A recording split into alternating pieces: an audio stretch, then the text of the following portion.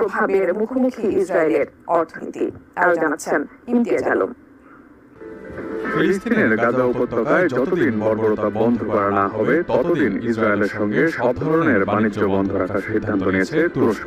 গত 2 মে থেকে এই সিদ্ধান্ত কার্যকর করে দেশটি। তুরস্ক বাণিজ্য বন্ধ করার 3 দিনের মাথায় ইসরায়েলি সংবাদ মাধ্যম ক্যালকালিস্ট জানিয়েছে তুরস্কের এই বাণিজ্য বয়কটের প্রভাব আগামী কয়েকদিনের মধ্যেই পড়া শুরু হবে। সংবাদ মাধ্যমটি জানিয়েছে তুরস্কের এই সিদ্ধান্তের কারণে ইসরায়েলে মৌলিক পণ্য, খাদ্যপণ্য এবং বাড়িঘরের দাম বেড়ে যাবে। আরো জানা গেছে তুরস্ক বাণিজ্য সম্পর্ক ছিন্ন করার পর ইসরায়েলি সরকার বেশ অবাক হয়েছে, কারণ তারা ভেবেছিল তুরস্ক বাণিজ্য বন্ধ করে দেওয়ার হুমকি দিলেও এটি কখনো কার্যকর করবে না। কিন্তু তাদের অবাক করে দিয়ে তুর্কি প্রেসিডেন্ট রিসেপ তাইপ এরদোয়ান এমন কঠিন সিদ্ধান্ত নেন।